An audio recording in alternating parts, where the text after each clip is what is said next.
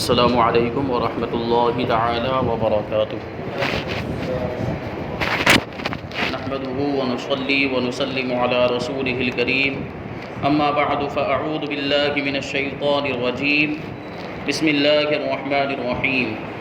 ان اللہ وملائکته یصلون علی النبی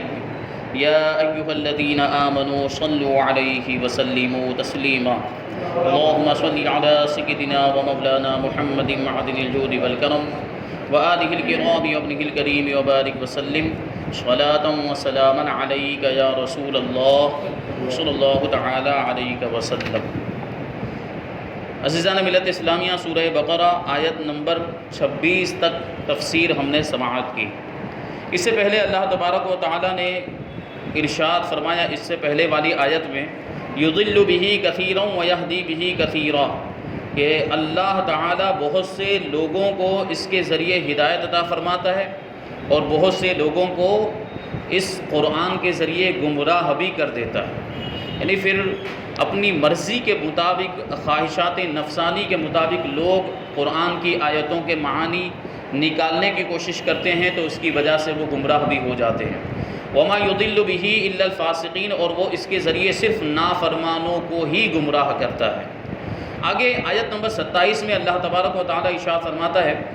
الذین ینقضون عہد اللہ من بعد میثاقہ ویقطعون ما امر اللہ بہ ان یوصل ویفسدون فی الارض اولئک ھم الخاسرون۔ وہ لوگ جو اللہ کے وعدے کو پختہ ہونے کے بعد توڑ ڈالتے ہیں اور اس چیز کو کاٹتے ہیں جس کے جوڑنے کا اللہ نے حکم دیا ہے،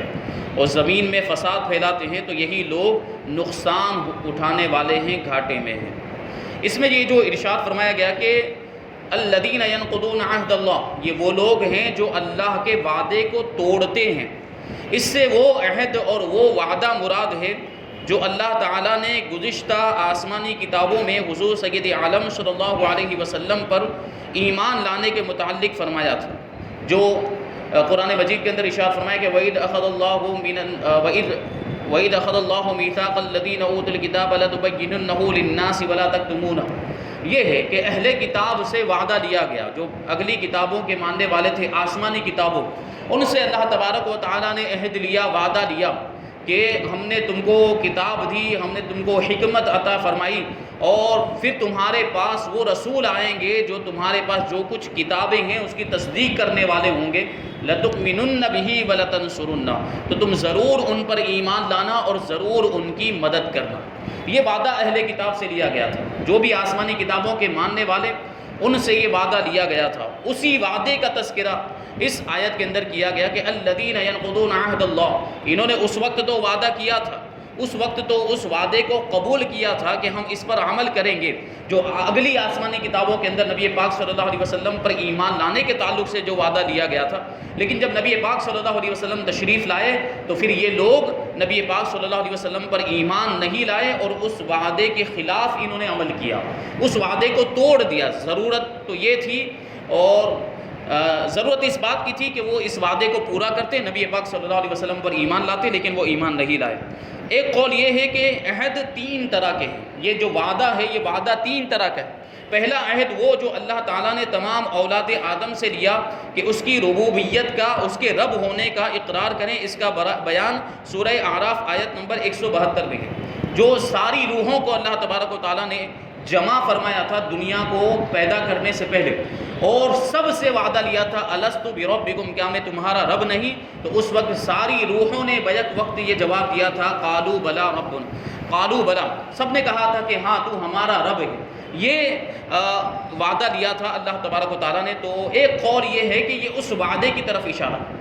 سب نے جو اللہ کے رب ہونے کا اقرار کیا تھا، ساری روحوں نے، سارے انسانوں نے۔ لیکن ہوا کیا، جب دنیا میں آئے تو بعض لوگ تو وہ ہیں جنہوں نے اللہ کو مانا، بعض لوگ تو وہ ہوئے جو ایمان والے ہوئے جنہوں نے اللہ کا اقرار کیا، لیکن بعض لوگ وہ بھی ہوئے جنہوں نے اللہ تبارک و تعالیٰ کا انکار کر دیا، خدا کا ہی انکار کر دیا، تو اس عہد کو توڑ دیا انہوں نے۔ دوسرا عہد انبیاء کرام علیہم الصلوۃ والسلام کے ساتھ مخصوص ہے کہ رسالت کی تبلیغ فرمائیں اور دین قائم کریں۔ اس کا بیان سورہ احزاب آیت نمبر 7 میں ہے، جس میں ارشاد فرمایا تھا کہ وَإِذْ أَخَذَ اللَّهُ مِنَ النَّبِيِّينَ مِيثَاقَهُمْ وَمِنْكَ وَمِن نُوحٍ وَإِبْرَاهِيمَ وموسیٰ وعیسیٰ ابن مریم، اس میں جو ہے کہ اس عہد کا انبیاء کرام سے جو عہد لیا تھا اللہ تبارک و تعالیٰ نے اس کا ذکر موجود ہے کہ اللہ تبارک و تعالیٰ نے نبیوں سے عہد لیا، آپ سے عہد لیا، ابراہیم سے، نوح سے، عیسیٰ سے، موسیٰ سے، 4 رسولوں کا خاص طور پر ذکر ہے، یہ عہد لیا۔ اور وہ عہد کیا تھا کہ اللہ تبارک و تعالیٰ نے جو ان کو ذمہ داری دی ہے وہ ذمہ داری کو پورا کریں، یعنی اللہ تبارک و تعالیٰ کے جو احکام ہیں وہ لوگوں تک پہنچائیں۔ یہ انبیاء کرام کی ذمہ داری تھی، اور اس عہد کا ذکر اس آیت کریمہ کے اندر۔ پھر تیسرا عہد علماء کرام کے ساتھ ہے کہ حق کو نہ چھپائیں، اس کا بیان سورہ آل عمران آیت نمبر 187 میں ہے، وہ ہے کہ وَإِذْ أَخَذَ اللَّهُ مِيثَاقَ الَّذِينَ أُوتُوا الْكِتَابَ لَتُبَيِّنُنَّهُ لِلنَّاسِ وَلَا تَكْتُمُونَهُ، کہ اللہ تبارک و تعالیٰ نے کتاب والوں سے، اہل کتاب سے یہ عہد لیا تھا، یہ وعدہ لیا تھا کہ یہ جو بھی کتاب کے اندر بیان کیا گیا ہے وہ لوگوں سے بیان کر دیں، لوگوں کے سامنے ظاہر کر دیں اور اس کو چھپائیں نہ۔ تو اگرچہ اس میں اہل کتاب کا ذکر ہے، یہودیوں کا، عیسائیوں کا، نصارہ کا ذکر ہے، لیکن اس امت کے علماء کرام پر بھی یہ بات لازم ہوتی ہے کہ وہ بھی جو کچھ وہ جانتے ہیں، جو کچھ علم ان کے پاس ہے کتاب کا یعنی قرآن مجید کا اور حدیث کا جو کچھ بھی علم ہے وہ لوگوں تک پہنچائیں، اس کو چھپا کر نہ رکھیں۔ یہ علم کو چھپانا یہ جائز نہیں ہے، تو یہ عہد بھی ہے۔ آگے اللہ تبارک و تعالیٰ ارشاد فرماتا ہے کہ ما امر اللہ بہ، جس کا اللہ تبارک و تعالیٰ نے حکم دیا، یعنی ان چیزوں کو توڑ دیتے ہیں جن کو جوڑنے کا اللہ تبارک و تعالیٰ نے حکم دیا تھا۔ تو جن چیزوں کے ملانے کا اور جوڑنے کا اللہ تبارک و تعالیٰ نے حکم دیا وہ یہ ہے، نمبر 1 رشتہ داروں سے تعلقات جوڑنا، رشتہ داروں سے رشتہ ختم نہ کرنا، یہ بھی اللہ تبارک و تعالیٰ کی طرف سے حکم ہے۔ صلہ رحمی کے تعلق سے حدیثوں کے اندر بہت ہی تاکید آئی ہے کہ رشتہ داروں کے ساتھ اچھا سلوک کیا جائے اور رشتہ نہ توڑا جائے۔ جو رشتہ توڑتا ہے اللہ تبارک و تعالیٰ اس سے اپنی رحمت کا رشتہ توڑ دیا کرتا ہے۔ تو رشتہ داری نبھانی چاہیے کہ یہ رشتے اللہ تبارک و تعالیٰ کی طرف سے ہیں، اللہ تبارک و تعالیٰ نے یہ رشتے قائم فرمائے، کسی کو باپ بنایا، کسی کو بیٹا بنایا، کسی کو خالہ، کسی کو پھوپھی، کسی کو ماما بھانجا بنایا، کسی کو بھتیجا چچا بنایا۔ یہ سب جو رشتے ہیں یہ اللہ تبارک و تعالیٰ کی طرف سے ہیں، اور ان رشتوں کو ادا کر جو ہے کہ ان کی ذمہ داری ادا کرنے کا حکم ہے، ان کے جو حقوق ہیں ان کو ادا کرنے کا حکم ہے۔ جب کوئی شرعی وجہ نہ ہو تو رشتہ نہیں توڑنا چاہیے، ہاں اگر کوئی شرعی وجہ ہے تو پھر رشتہ توڑا جا سکتا ہے۔ نمبر 2 مسلمانوں کے ساتھ دوستی اور محبت کرنا، ایک مسلمان دوسرے مسلمان کو دوست رکھے، اس سے محبت کرے اور اس کی خیر خواہی کرے، ہر حال میں اس کے ساتھ بھلائی کا سلوک کرے اور اس سے فائدہ پہنچانے کی کوشش کرے۔ کبھی بھی ایک مسلمان دوسرے مسلمان کو نقصان پہنچانے کا خیال بھی اپنے دل میں نہ لائے، یہ بھی اس چیز کے اندر ذکر ہے۔ نمبر 3 تمام انبیاء کرام علیہ الصلوۃ کو ماننا، یعنی ہم مسلمان ہیں، ہم نبی پاک صلی اللہ علیہ وسلم کو بھی مانتے ہیں اور ان کے علاوہ جتنے بھی انبیاء کرام اور رسولان اعظام کم و بیش 1,24,000 اس دنیا میں تشریف لائے، سب پر ہمارا ایمان ہے۔ نمبر 4 تمام کتابوں کی تصدیق کرنا اور حق پر جمع ہونا، جتنی بھی آسمانی کتابیں ہیں اللہ تبارک و تعالیٰ نے نبیوں پر، رسولوں پر جو صحیفے وغیرہ نازل کیے ان سب کی تصدیق کرنا، ان کو سچ ماننا اور حق پر جمع ہو جانا، سب کی ذمہ داری ہے سارے مسلمانوں کی کہ ایک بات پر جو حق ہے اس پر سب متفق ہو جائیں۔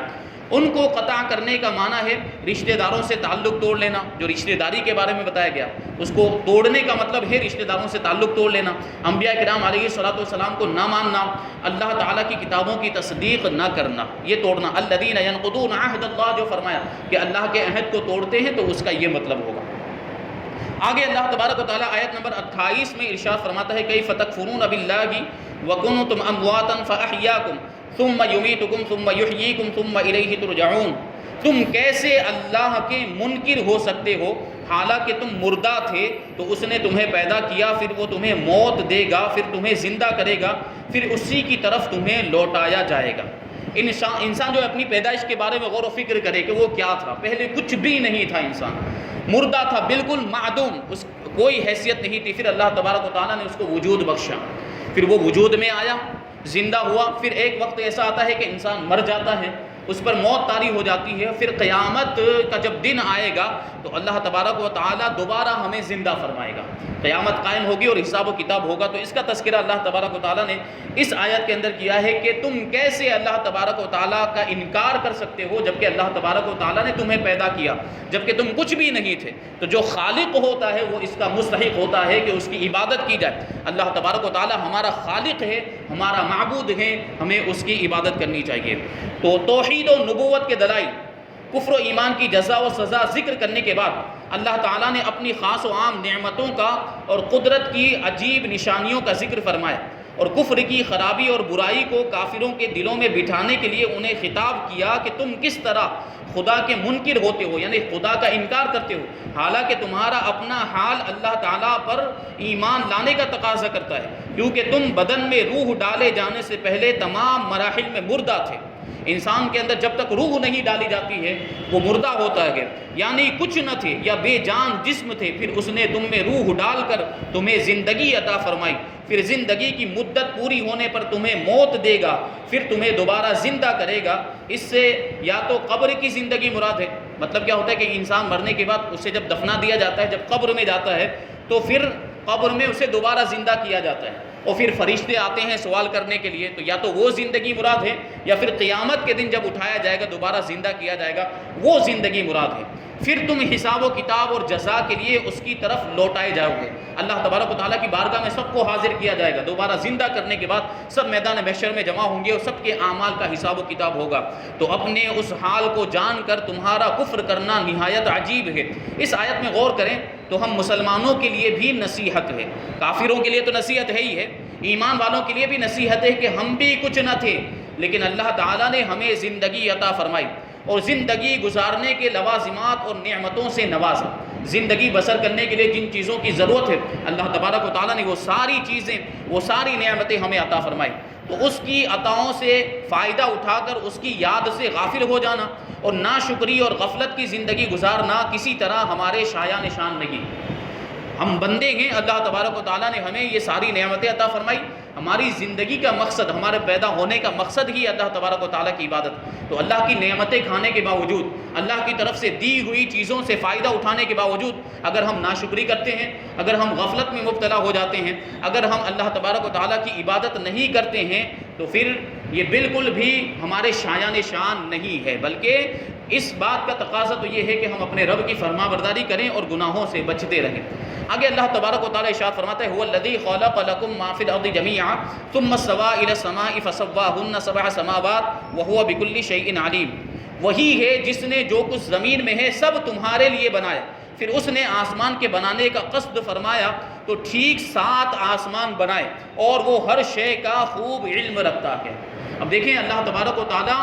انسانوں کو جو اشرف المخلوقات اللہ تبارک و تعالیٰ نے بنایا، ساری مخلوق میں سب سے زیادہ فضیلت انسان کو اللہ تبارک و تعالیٰ نے عطا فرمائی، تو اس کی فضیلت کا ذکر اس آیت کریمہ کے اندر ہے کہ انسان کے لیے ساری کائنات میں جتنی بھی چیزیں ہیں وہ سب انسان کے فائدے کے لیے بنائی۔ یہ جانور بھی انسان کے فائدے کے لیے، یہ پھل ہے، یہ فروٹ، یہ جو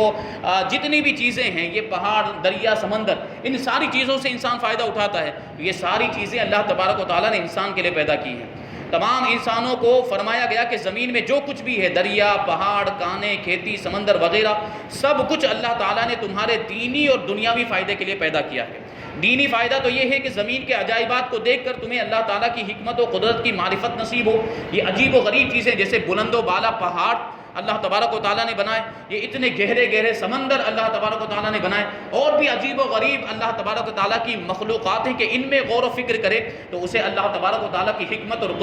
قدرت کا یقین ہو جائے، جو بھی غور و فکر کرے۔ تو یہ دینی فائدہ ہوا، اور دنیاوی فائدہ یہ ہے کہ دنیا کی چیزوں کو کھاؤ پیو اور اپنے کاموں میں لاؤ جب تک اللہ تعالیٰ کی طرف سے کوئی ممانعت نہ ہو۔ کیا مطلب ہوا کہ جن چیزوں کو اللہ تبارک و تعالیٰ نے حرام فرما دیا، یہ حدیث شریف میں نبی پاک صلی اللہ علیہ وسلم نے حرام فرما دیا، یا جو چیزیں ناجائز ہیں ان کے علاوہ جتنی بھی چیزیں جن کا کوئی حکم قرآن و حدیث کے اندر نہیں آیا، جب تک ان کی کوئی ممانعت نہیں آ جاتی ہے ان چیزوں کا کھانا جائز اور حلال ہے، وہ چیزیں استعمال کی جا سکتی ہیں۔ تو ان نعمتوں کے باوجود تم کس طرح اللہ تعالیٰ کا انکار کر سکتے ہو؟ ہمارا سراپا، سر سے لے کر پاؤں تک ہم اللہ تبارک و تعالیٰ کے احسانات کے تلے دبے ہوئے ہیں۔ اتنے احسانات اللہ تبارک و تعالیٰ کے ہم پر، اتنی نعمتیں اللہ تبارک و تعالیٰ نے ہمیں عطا فرمائی ہے، تو پھر یہ کیسے ہو سکتا ہے کہ ہم اس کے وجود کا انکار کر دیں، یا معاذ اللہ ہم اس کی عبادت سے غافل ہو جائیں اور نافرمانی کے کاموں میں مبتلا ہو جائیں۔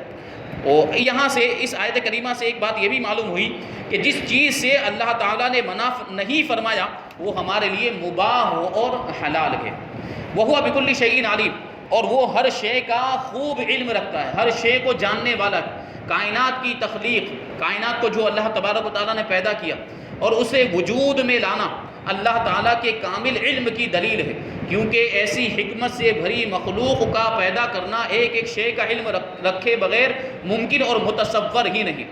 دنیاوی معاملات کو دیکھ لیں کہ انسان اگر کوئی چیز بناتا ہے، جیسے مثال کے طور پر کوئی مشین بناتا ہے، تو مشین بنانے سے پہلے انسان کو اس کی پوری معلومات ہونی ضروری ہوتی ہے۔ اگر انسان کو اس مشین کی معلومات نہیں ہے تو پھر وہ مشین نہیں بنا سکتا ہے۔ معلومات نہ ہونے کے باوجود بھی اگر کوئی اس طرح کی مشین بنانے کی کوشش کرتا ہے تو وہ مشین صحیح طور پر بن کر تیار نہیں، اگر بن بھی جاتی ہے تو صحیح طور پر کام نہیں کرتی ہے۔ جو اس کے ذریعے سے کام ہونا چاہیے پھر وہ مشین اس سے کام وہ نہیں ہو پاتا ہے۔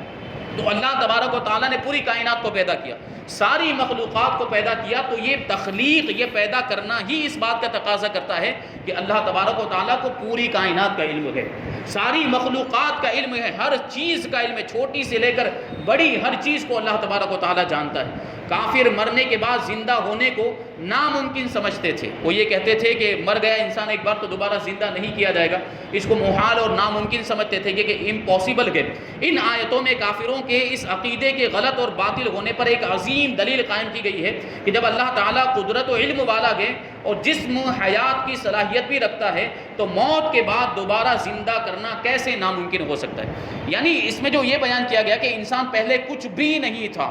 اور اللہ تبارک و تعالیٰ نے اس کو وجود بخشا، تو جب انسان کچھ بھی نہیں تھا تو اس کو اللہ تبارک و تعالیٰ نے زندگی عطا فرمائی، تو ایک بار زندہ ہونے کے بعد جب انسان پر موت طاری ہو جائے گی تو اسے دوبارہ زندہ کرنا تو اور زیادہ آسان ہے۔ اد سرے نو پیدا کرنے سے زیادہ آسان یہ ہے کہ دوبارہ زندگی عطا فرمائی جائے۔ تو جب اللہ تبارک و تعالیٰ انسان کو معدوم سے موجود کر سکتا ہے تو جو ایک بار موجود ہو چکا ہے اسے دوبارہ زندہ بھی فرما سکتا ہے۔ یہ اللہ تبارک و تعالیٰ کی قدرت ہے۔ یہ چند ضروری باتیں بیان کی، اس کے بعد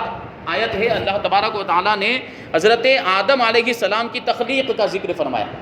وَإِذْ قَالَ رَبُّكَ لِلْمَلَائِكَةِ إِنِّي جَاعِلٌ فِي الْأَرْضِ خَلِيفَةً، اللہ تبارک و تعالیٰ نے فرشتوں کو جمع کیا اور فرشتوں سے ارشاد فرمایا تھا کہ میں زمین میں اپنا نائب بنانے والا ہوں۔ تو اس پورے واقعہ کے ذکر آیت آگے والی آیت کے اندر ہے، اور اس کی تفصیل انشاءاللہ تبارک و تعالیٰ ہم آئندہ ہفتے سماعت کریں گے۔ اللہ تبارک و تعالیٰ ہم سب کو